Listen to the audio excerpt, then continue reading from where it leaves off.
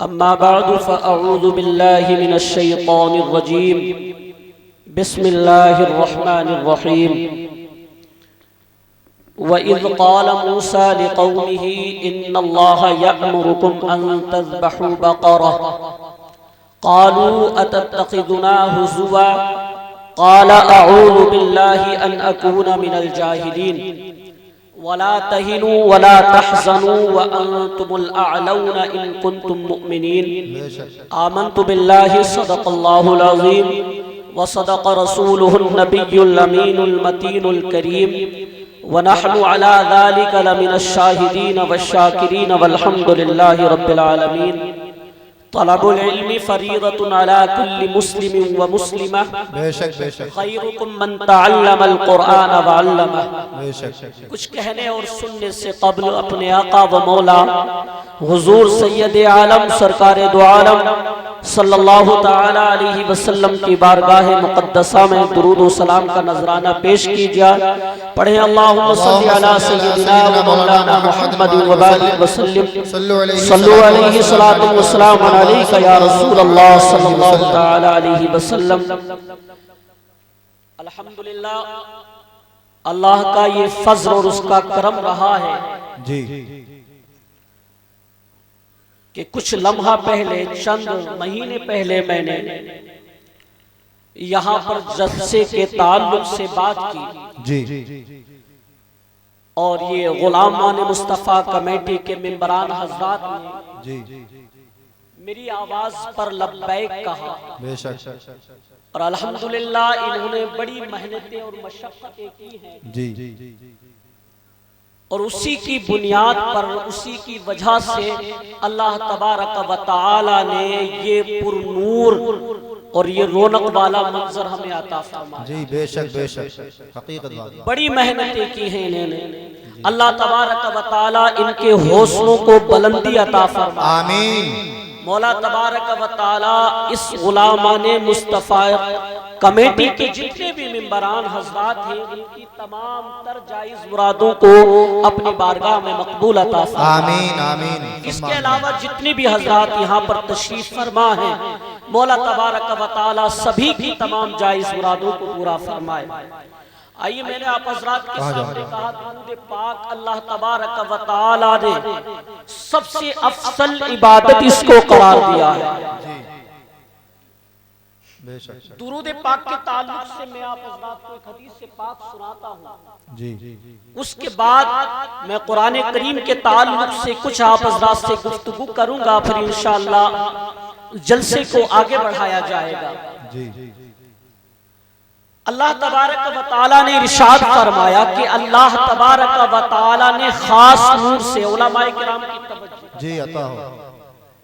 اللہ تبارک و تعالی نے خاص نور سے یوں تو نور سے سبھی ملائکہ کو پیدا کیا گیا ہے مگر خاص نور سے اللہ تبارک و تعالی نے ایسے ملائکہ کو پیدا فرمایا ہے کہ جن کی ڈیوٹی صرف یہ ہے کہ وہ مصطفیٰ پر پڑھا جانے والا درود پاک. سبحان اللہ سبحان اللہ. بے شک سبحان اللہ. درود پاک یوں تو تمام فرشتے انسانوں کے کاندھوں پر بیٹھے ہوئے ہیں دو دو جن کو کرامن کاتبین کہا جاتا ہے.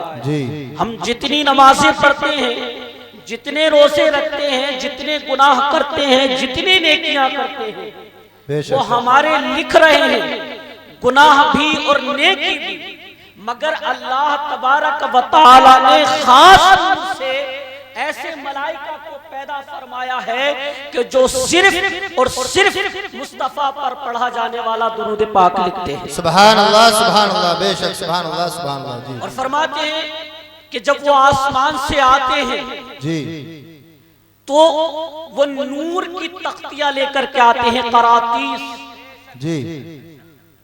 اور وہ سونے کے قلم لے کر کے آتے ہیں اور اس کے ساتھ دوات بھی لے کر کے آتے ہیں جو چاندی کی نور کی بنی ہوئی ہوتی ہے. بے شک بے شک بے شک. یہ صرف کسی اور وجہ سے نہیں صرف اس وجہ سے کہ جو اللہ کے حبیب مصطفیٰ جان رحمت صلی اللہ علیہ وسلم پر درود پاک پڑھا جا رہا ہے صرف اسی کو نوٹ کرتے ہیں. بے شک بے شک. اور اس کو امام دہلوی نے مسند الفردوس کے اندر روایت کیا ہے، اور حضرت مولا علی مشکل کشا رضی اللہ تعالیٰ عنہ سے یہ حدیث روایت ہوتی ہے۔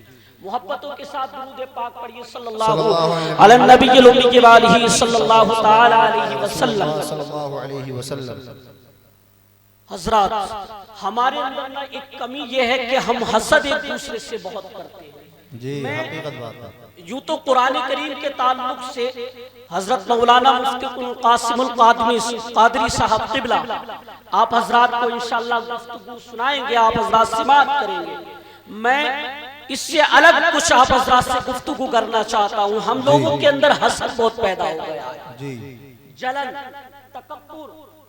قرآن کہتا ہے حضرت موسیٰ علیہ السلام کا زمانہ مبارکہ ہے، ایک شخص نے اپنے بھائی کو، اپنے کزن کو، اپنے چچا کے بیٹے کو قتل کیا اور خود ہی اس کا مدعی بن کر حضرت موسیٰ علیہ السلام کے پاس آیا اور آ کر کے کہنے لگا بتائیں جناب میرے اس بھائی کو کس نے قتل کیا ہے؟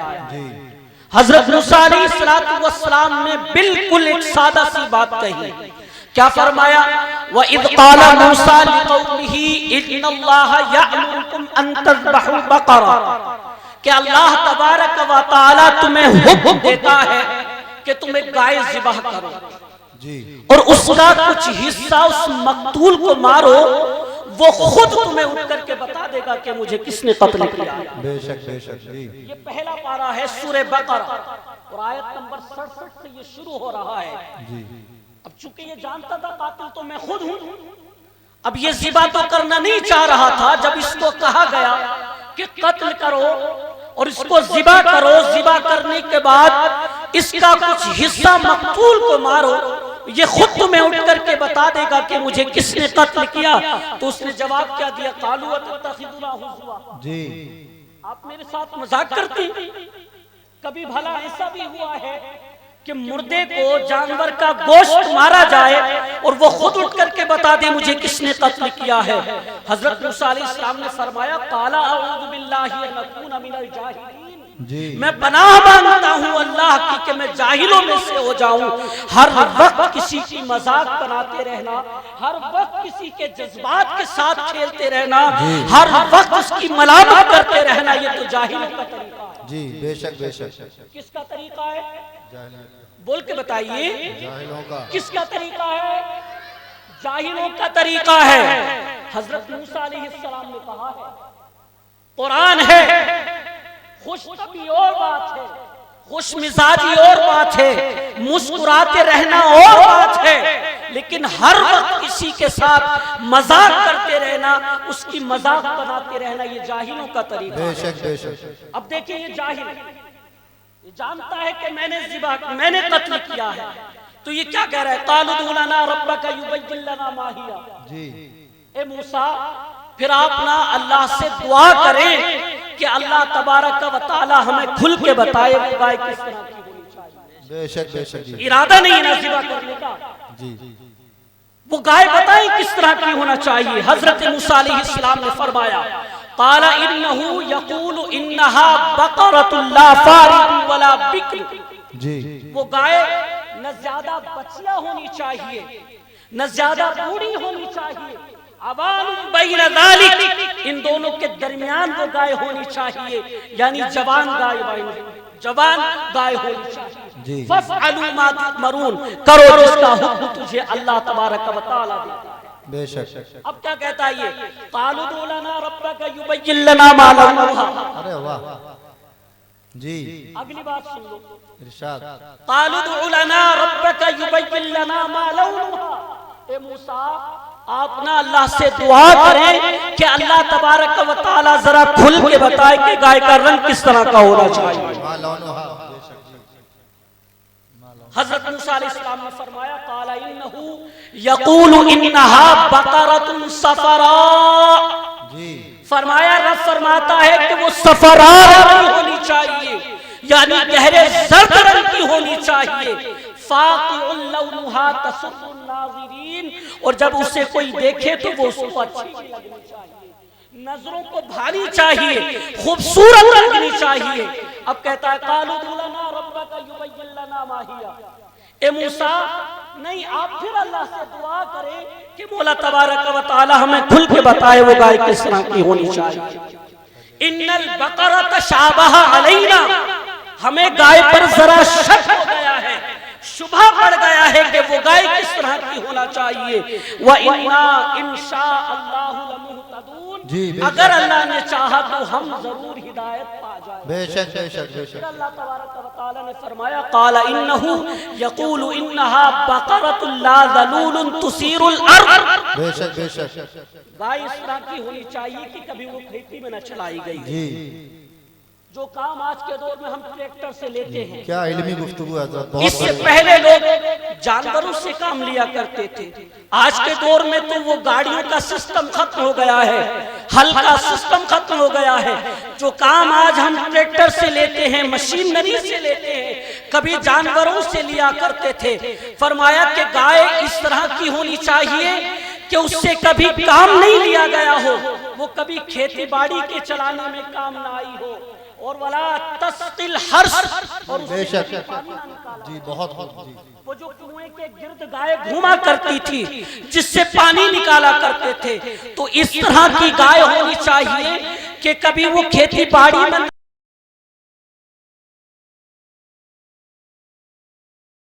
لا شیۃ فیہا، وہ ہر عیب سے پاک ہونی چاہیے۔ قالوا لانا جئت بالحق، جی بہت خوب حضرت، بہت بڑھیا، بات لے کر کے آئے ہیں۔ سبحان اللہ سبحان اللہ، بہت بڑھیا حضرت، سبحان کہنے اللہ لگے اب آپ درست بات لے کر کے آئے ہیں، سوال ختم ہو گئے نا۔ جی۔ فذبحوها، انہوں نے ذبح کر دی۔ وما کادوا یفعلون، پر ایسا کرتے نظر آتے، لگتا نہیں تھا کہ ذبح کریں گے، پر کر دی۔ پھر یہ گائے ملی کیسے حضرت؟ جی یہ گائے ملی کس طرح سے؟ امام کاظم فرماتے ہیں کہ ایک نیک شخص تھا، جی جب اس کا آخری وقت آیا تو اس نے اس کے پاس جو کل جمع پونجی تھی، یعنی جتنی اس کے پاس دولت تھی، وہ ایک گائے تھی، گائے کی بچیا بیڑی۔ تو اس نے یہ کام کیا کہ اس کے کاندھے پر، اس کی گردن پر مہر لگائی، اور مہر لگانے کے بعد میں بطور امانت اسے جنگل میں چھوڑ دیا، اور اللہ تبارک و تعالی سے دعا کی کہ مولا تبارک و تعالی میرا بچہ ایک ہی ہے اور چھوٹا ہے، جب یہ جوان ہو جائے اس کی حفاظت کرنا اور یہ امانت میرے بیٹے تک پہنچا دینا۔ بچہ بالغ ہو گیا، والدہ نے فرمایا بیٹا جو امانتیں اللہ کے پاس رکھوائی جاتی ہیں ان میں خیانتیں نہیں ہوتی ہیں، جا جنگل میں چلا جا اور جا کر کے آواز دینا، اللہ تیری امانت کو تجھے عطا فرما دے گا۔ بچے نے ایسا کیا، جنگل میں گیا اور جنگل میں جا کر کے آواز دی کہ وہ جو میں گائے میرے باپ نے امانت کے طور پر چھوڑی تھی وہ گائے کدھر ہے؟ تو وہ نشان لگی ہوئی گائے دوڑتی ہوئی اس کے قریب چلی آئی۔ جی واللہ خیر الرازقین ہے نا، جی جب بندوں پر اللہ اپنا فضل کرے، واللہ خیر الرازقین، جب بندوں پر اللہ تبارک و تعالی کرم فرمائے۔ اب اس نے کیا کیا، وہ گائے اپنے گھر لے آیا۔ میرا مقصد اور آخری جملے جو ہیں وہ صرف یہ ہے کہ ہم لوگوں کے اندر حسد بہت پیدا ہو گیا ہے، جلن پیدا ہو گیا ہے۔ صرف میرا مقصد اس کو بیان کرنے کا یہی ہے کہ میں بتانا چاہتا ہوں کہ ہم لوگ کس طرح کے حاسد پیدا کر بیٹھے ہیں۔ اب اس نے کیا کیا، وہ گائے گھر لے آیا۔ جی تو گھر لانے کے بعد میں والدہ نے کہا بیٹا غربت کا عالم ہے، جاؤ اس گائے کو بازار لے جاؤ اور بازار میں جا کر کے بیچ دو۔ جی مگر ماں نے کہا کہ سودا میری مرضی کے بغیر طے نہ کرنا، سودا میری اجازت کے بغیر طے نہ کرنا۔ کس کی اجازت کے بغیر؟ بول کے بتائیے نا۔ ماں کی اجازت، ماں کی اجازت کے بغیر۔ کس کی اجازت کے بغیر؟ ماں کی اجازت کے بغیر۔ سودا میری مرضی کے بغیر طے نہ کرنا۔ ہے یار بہت سارے لوگ دنیا میں جنہیں لوگوں نے بڑے بڑے تانے دیے، بڑا بڑا برا کہا تو ماں کے پیچھے لگ گیا ہے، لیکن جو ماں کے پیچھے لگ جائے ناکام نہیں ہوتا ہے دنیا میں۔ سبحان اللہ، بے شک بے شک، ناکام نہیں ہوتا ہے۔ اس کی قیمت لگ گئی، 3 دینار قیمت لگ گئی، لیکن ماں نے کہا تھا میری مرضی کے بغیر سودا نہ کرنا. جی اب اولاد کو کیا پتا, بچے تو کہتے ہیں ماں کو کیا پتا ہے تجارت کے بارے میں, ماں کیا جانے لین دین کے بارے میں, لیکن ماں نے کہا تھا کہ میری مرضی کے بغیر سودا طے نہ کرنا. اس نے کہا میں ڈن تب کروں گا, بات کو طے تب کروں گا, پہلے ماں سے اجازت کروں گا. ماں کے پاس آیا, ماں نے اجازت دی بیچ دو. واپس گیا, اس نے کہا کہ میں 6 دینار دیتا ہوں مگر میری شرط یہ ہے کہ ماں سے نہیں پوچھنا. اس نے کہا تو 12 بھی دے لیکن سودا ڈن تب ہونا ہے جب ماں نے. جی بے شک بے شک بے شک. والدہ کے پاس آئے, آ کر کے ماں سے پوچھا ماں بات سمجھ نہیں آتی, 3 دینار کی گائے ہے, بندہ 12 میں خریدنے کو تیار ہے لیکن شرط لگاتا ہے کہ ماں سے نہیں پوچھنا. تو ماں نے کہا بیٹا پہلے اس کو جا کر کے پوچھ وہ کون ہے, یہ لگتا ہے اللہ تبارک و تعالیٰ کی طرف سے کوئی رہنمائی, بے شک سبحان اللہ سبحان تبارک و اللہ. تعالیٰ کی طرف سے کوئی فضل و کرم ہے. اس سے جا کر کے پوچھا تو اس نے کہا میں اللہ کا فرشتہ ہوں. جی بے شک بے شک سبحان اللہ سبحان اللہ. میں اللہ کا فرشتہ ہوں. اس نے کہا تو نے گائے بیچنی نہیں ہے اس لیے کہ تیرا باپ بھی نیک تھا اور تیری ماں بھی نیک ہے. ماں باپ اگر نیک ہوں تو رزق میں برکتیں ہو جاتی ہیں. بے شک بے شک سبحان اللہ سبحان اللہ. رزق حلال کما کر کے اگر اولاد کو کھلائیں تو ان کی صالحیت کا اثر اولادوں تک پہنچتا ہے. بے شک بے شک حقیقت بات ہے. اس نے کہا کہ پھر میں کیا کروں. فرمایا کہ بنی اسرائیل والے سوال کر کر کے خود پریشانی میں مبتلا ہو گئے. انہوں نے سوال اتنے کیے ہیں اور وہ ایسے گائے کو تلاش کر رہے ہیں جو جنگل میں بھی نہ چلائی گئی ہو, جس سے کبھی پانی بھی نہ نکالا گیا ہو, جو کبھی کھیتی باڑی کے کام میں نہیں لگائی گئی ہو. اب یہاں تو ہر بندہ مزدور ہے, غریب ہے, کوئی اپنی گائے کو کھیتی میں لگا دیتا ہے, کوئی اپنی گائے کو پانی نکالنے میں لگاتا ہے. اب اس طرح کی گائے جو بچیا بھی نہ ہو, بوڑھی بھی نہ ہو, جوان ہو, اس طرح کی گائے پوری دنیا کے اندر کہیں نہیں ہے. اگر کہیں ہے تو وہ صرف تیرے پاس. بے شک بے شک. اس نے کہا پھر میں کیا کروں, ذرا مہربانی فرمائیں.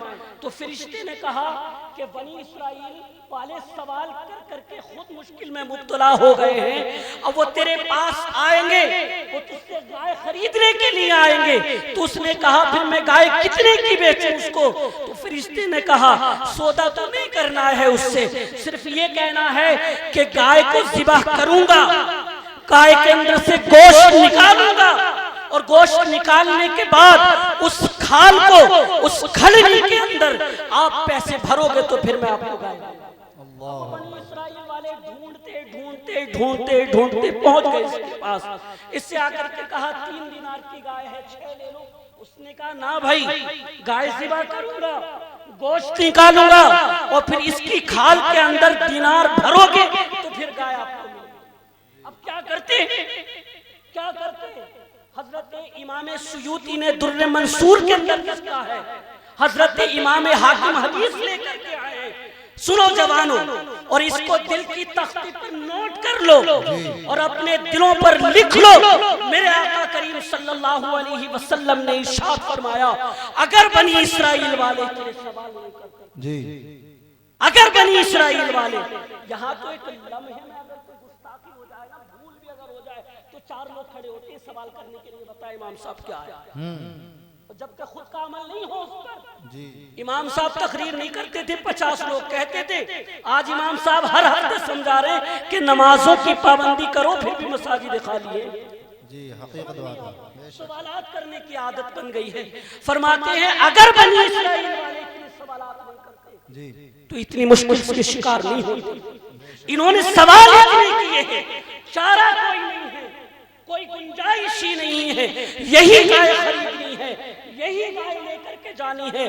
فرماتے ہیں جب اتنے پیسے اکٹھے کر کے وہ گائے خریدی, اور گائے خریدنے کے بعد میں جب اس کو ذبح کیا اور اس کا گوشت جب اس مقتول کو مارا تو اس نے خود اٹھ کے بتا دیا یہ جو مدعی بنا بیٹھا ہے نا, یہی تو میرا قاتل ہے. جی بے شک بے شک. یہ جو مدعی بنا بیٹھا ہے یہی میرا یہی تو قاتل میرا قاتل ہے. بے شک اسی نے تو کیا ہے, اسی نے تو یہ سارا کام کیا ہے. بے شک بے شک. الزامات لگانے کی عادت ہمیں پڑ گئی ہے, حسد کرنے کی عادت ہمیں پڑ گئی ہے. مولا تبارک تبارک و تعالیٰ کی بارگاہ میں یہ دعا ہے کہ مولا تبارک و تعالیٰ ہم سب کو عمل خیر کی توفیق عطا فرمائے۔ ماشاءاللہ مجمع بیدار ہے، اور میں پھر آپ کا شکر گزار ہوں کہ آپ نے میری ہر آواز پر لبیک کہا ہے۔ اللہ تبارک و تعالیٰ تم سب کی جائز مرادوں کو اپنی بارگاہ میں قبول عطا فرمائے۔ کلمہ طیبہ پڑھ لیجیے، لا الہ الا اللہ محمد رسول اللہ صلی اللہ تعالیٰ علیہ وسلم۔ اللہ